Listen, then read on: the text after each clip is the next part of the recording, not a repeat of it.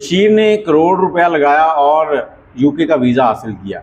Visa हासिल करने के बाद पूरी फैमिली को वहाँ ले गया और उसकी बीवी ने उसके ऊपर ऐसे ऐसे इल्ज़ाम लगाए कि बशीर कहीं का ना रहा। अस्सलाम वालेकुम, कैसे हैं आप लोग? मैं हूँ आपके साथ अदनान और आज जो मैं आपको कहानी सुनाने जा रहा हूँ ये कहानी बशीर की है। बशीर पंजाब के एक गाँव में रहता था। बशीर अच्छा खासा ज़िम्मेदार था। 2-3 मुरब्बे ज़मीन थी, उसके बाद ट्यूबवेल था, ट्रैक्टर था, घर में बड़ी बड़ी महंगी गाड़ियाँ थी, मोटरसाइकिलें थी, जो कहें कि आसाइश वो बशीर के घर में थी। बड़ी सी कोठी बनाई हुई थी उसने गांव के अंदर और इसके साथ ही शहर में बशीर का कारोबार भी था। अब ये खाद स्प्रे जो फसलों को कीड़े मार स्प्रे की जाती है उसकी बिज़नेस करता था। 2-3 दुकानें थीं। अब अगर बशीर को कहें कि एक महीने के अंदर 20-25 लाख बिज़नेस से निकालना है तो वो आराम से निकाल लेता था। बशीर खाद स्प्रे की कुछ मीटिंग्स के लिए शहर से बाहर भी जाता था।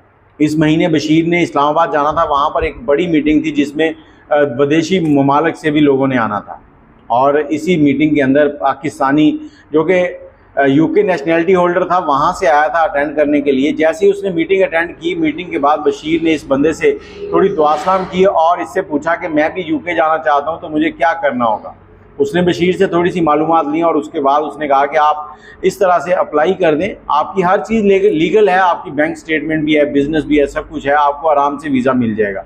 बशीर ने घर पहुंचते ही वीज़े के लिए अप्लाई किया और साथ ही दोस्तों को भी बता दिया कि मैं अब यूके जाऊंगा।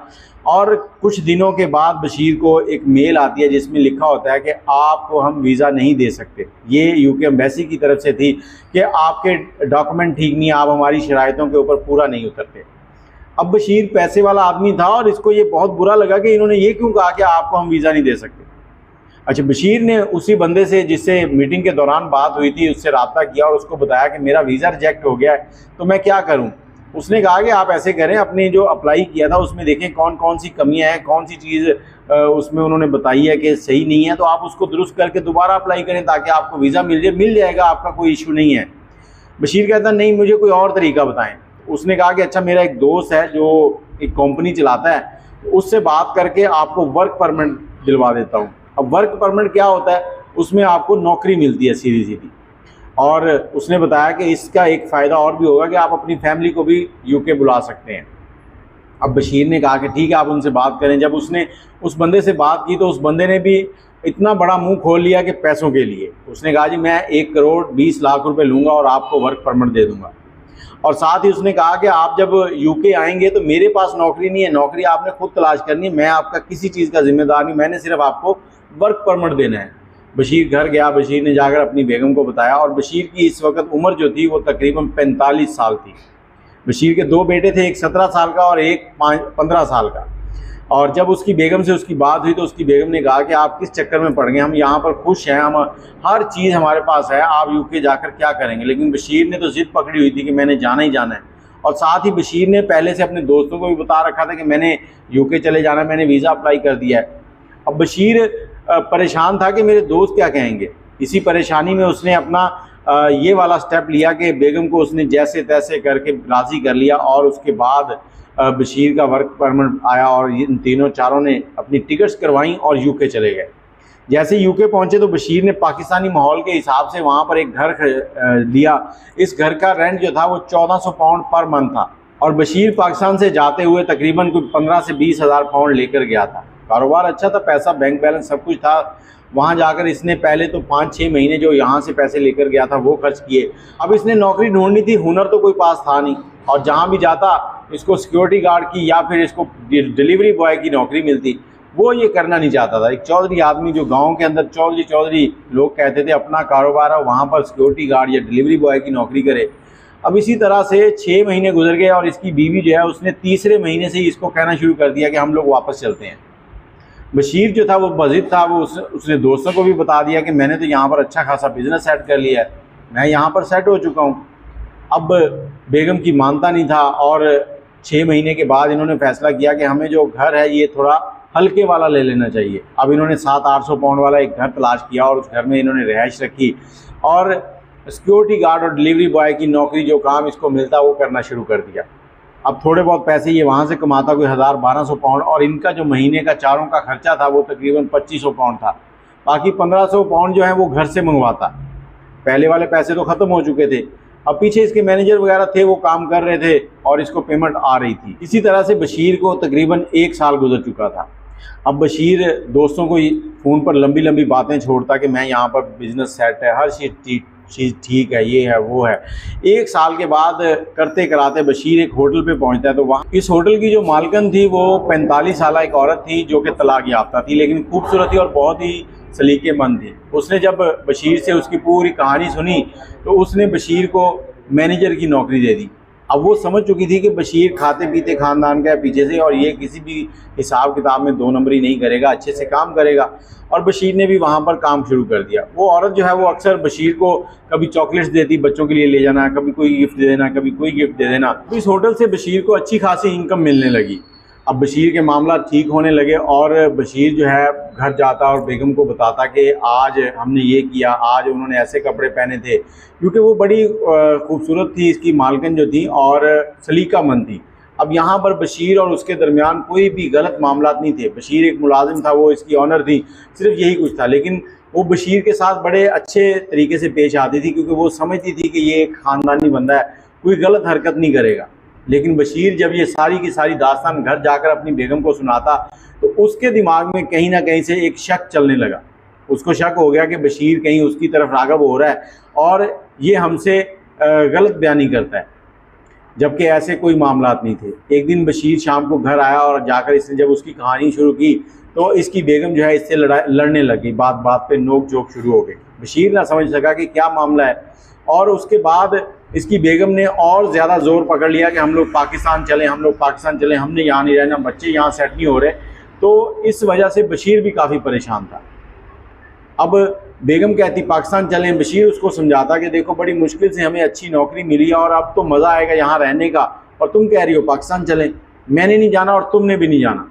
और इसी दौरान बशीर की जो बेगम है उसकी जो माँ थी वो बीमार भी हुई, काफ़ी ज़्यादा हॉस्पिटल में रही, लेकिन बशीर ने उसको पाकिस्तान आने नहीं दिया, क्योंकि बशीर को ये था कि ये तो पहले ही कहती है कि हम पाकिस्तान चलें तो ये उस वहाँ से वापस नहीं आएगी। दूसरी तरफ बशीर की जो मालकन थी वो इस औरत के दिमाग में ऐसे बैठ चुकी थी जैसे एक ये उसको अपनी सौतन जो है वो मान चुकी हो, लेकिन बशीर के और उसके ऐसे कोई तल्लुकात नहीं थे। अब एक दिन शाम को बशीर को इसकी मालकन ने कुछ गिफ्ट दिए कि बच्चों के लिए और बेगम के लिए ले जाओ। तो जैसे ही बशीर घर गया, इसने बेगम को वो गिफ्ट दिए तो बेगम ने इससे ज़ुबान चलानी शुरू कर दी, और इसी ज़ुबान चलाते चलाते उसने कहा जी हाँ अब तो तुम्हें तुम्हारी नई महबूबा मिल गई है ना, तुम रहो उसके चक्कर में। जैसे ही उसने इतनी बात की तो बशीर ने एक थप्पड़ दे मारा अपनी बेगम को, और थप्पड़ मारने के बाद बशीर घर से चला गया। सुबह हुई, सुबह बशीर घर वापस आया तो बशीर ने अपनी बेगम से हाथ जोड़कर माफ़ी मांगी कि मुझे गुस्सा आ गया था, तुमने भी बात ऐसी की थी, जबकि मेरे दरमियान और उसके दरमियान ऐसी कोई बात नहीं है। वो मालकन है, मैं उसका मुलाजिम हूँ और वो अच्छे इखलाक के साथ मेरे साथ पेश आती है, सिर्फ यही कहानी है, इससे आगे कुछ नहीं है। अब मामला ठीक हो गए, 5 से 6 दिन गुजरे हैं। छठे दिन जब बशीर शाम को जॉब से वापस आया तो घर में देखता है कि सारे दरवाजे अंदर वाले खुले हुए हैं और घर में ना बेगम है ना बच्चे हैं और सामान भी बहुत कम है। तो बशीर ढूंढने लगा। अब बशीर को समझ नहीं आ रही थी कि यहाँ मामला क्या हुआ है। अब बशीर परेशान था और वहाँ पर इसने जितने भी जानने वाले थे, जिन जिन से इनकी मुलाकात हो चुकी थी, सबके घरों पर फ़ोन करके पता किया। अब सीधे तरीके से पूछ भी नहीं पा रहा था कि मामला क्या है, क्या पूछूं क्या ना पूछूं, सिर्फ यही पूछता कि मेरे बच्चे तो नहीं इधर आए। अब आधी रात हो गई तो आधी रात को इसके बेटे ने एक स्टेटस लगाया जो कि लाहौर एयरपोर्ट का था कि हम लोग पाकिस्तान आ चुके हैं। जैसे ही इसने स्टेटस देखा तो इसको समझ आई कि बीवी बच्चों को लेकर पाकिस्तान पहुंच चुकी है। अब इसने फौरी तौर पर एक मैसेज किया कि आप लोग वहां कैसे गए हो। तो आगे से इसकी बीवी की आवाज़ आई कि मैसेज, एक ऑडियो जो आया उसमें उसने कहा कि हम लोग पाकिस्तान पहुंच गए हैं, हमें तुम्हारे साथ नहीं रहना, तुम रहो अपनी उसी मालकन के साथ, तुम उसके साथ अपनी इश्क और रंगीनियाँ उड़ाओ जैसे तुम्हारा दिल करे। अब बशीर को इस बात पर और गुस्सा आया। एकदम से बशीर ने अगले मैसेज में अच्छी खासी अपनी बेगम को सुना दी और गुस्से से फ़ोन जो है वो ऑफ़ कर दिया। इधर बेगम जो थी उसको कोई शर्मिंदगी नहीं थी। बशीर दूसरे दिन उससे रब्ता करता रहा और रब्ता करने के बाद उससे कहता कि तुम सॉरी करो क्योंकि तुमने ये गलत हरकत की है, तुम मुझसे पूछे बगैर कैसे चली गई हो। जबकि उसकी बीवी जो थी वो बज़िद थी कि मैं ठीक हूँ, तुम गलत हो, तुम वहाँ से काम छोड़ो, पाकिस्तान आ जाओ। बशीर के दिमाग में कहीं ना कहीं उसकी बीवी ने नफ़रत भरे अंदाज में उसकी मालकन का प्यार जगा दिया था। अब बशीर जब काम पर जाता तो वहाँ ना चाहते हुए भी बशीर की नज़र उसकी मालकन जो थी उसके ऊपर पड़ती, और उसको वो जिस नज़र से देखता था उसको उसकी मालकन भी नोट कर रही थी। 5 से 6 दिन ऐसे ही चलता रहा। आखिरकार उसकी जो ऑनर थी होटल की, उन्होंने उसको कमरे में बुलाया बशीर को, और बुलाकर कहा कि आप मुझे सारी बात सीधी सीधी बताएं कि मामला क्या है, आपके बीवी बच्चे कैसे हैं, कहाँ हैं। तो बशीर ने जो कहानी थी वो सारी की सारी सुना दी। जैसे बशीर ने सारी कहानी सुनाई तो उस औरत ने कहा कि अपनी बेगम का नंबर मिला कर दो, मैं उससे बात करना चाहती हूँ।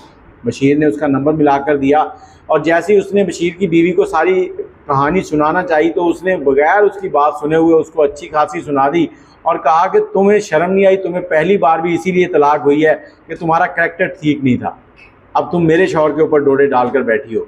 अब उसने रोते हुए फ़ोन बंद कर दिया और बशीर से कहा कि तुम्हारी बीवी तो बहुत सख्त है, उसको तो समझ ही नहीं आ रही कि मैं क्या कहना चाह रही हूँ, जबकि हमारे दरमियान तो ऐसा कोई तल्लक नहीं है। लेकिन इस एक कॉल की वजह से बशीर और उसके दरमियान एक ऐसी मोहब्बत जागी जो कि चंद ही दिनों में परवान चढ़ गई। 5 से 6 दिन और गुजरे तो बशीर ने उसे जाकर कहा कि आई लव यू।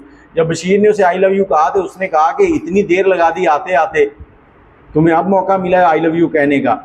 अब इन दोनों के दरमियान मोहब्बत जो है वो परवान चढ़ने लगी, और तकरीबन बशीर को वहाँ पर 1 साल और गुजर चुका था इसी होटल में काम करते हुए। अब ये दोनों आपस में गप्पे मारते, इकट्ठे रहते, और बशीर के साथ वो औरत जो है वो शादी करने के लिए तैयार थी। बशीर उससे शादी करना चाहता था। दूसरी तरफ पाकिस्तान से बशीर की जो बेगम है उसने बशीर को खुला का नोटिस भेज दिया। अब बशीर खुशी खुशी उसको तलाक देना चाह रहा है और उस औरत के साथ शादी करना चाह रहा है। यहाँ पर कहानी रुक गई है। कहानी आगे बढ़ेगी जब बशीर को स्टेप लेगा, लेकिन बशीर इस वक्त परेशान है कि मैं क्या करूँ, क्या बीवी बच्चों को छोड़ दूँ इस औरत के लिए। अगर बीवी बच्चों को छोड़ता है तो बशीर को यूके की नेशनैलिटी मिलती है, और जिस औरत के साथ उसने शादी करनी है वो औरत 3 से 4 होटल्स यूके के अंदर उनकी मालक है। बशीर की आने वाली ज़िंदगी अच्छी गुजर जाएगी, लेकिन बशीर खुद भी पैसे वाला है। क्या एक औरत, ऐसी औरत जो पैसे वाली है, उसके साथ बशीर शादी करके खुश रहेगा? क्या साल, एक 12 महीने का रिलेशनशिप उसकी बीवी के साथ जो 18 साल की ज़िंदगी थी उस पर भारी पड़ गया? क्या बशीर को ये करना चाहिए? और दूसरी तरफ उसकी बेगम जो है वो बज़िद है, वो कहती है या तो यूके छोड़कर पाकिस्तान आ जाओ या फिर मुझे खुला दे दो, मैं तुम्हारे साथ नहीं रहना चाहती। आप अपनी राय कमेंट में ज़रूर दीजिएगा। मुझे इजाज़त दें, दुआओं में याद रखिएगा। अल्लाह हाफ़िज़।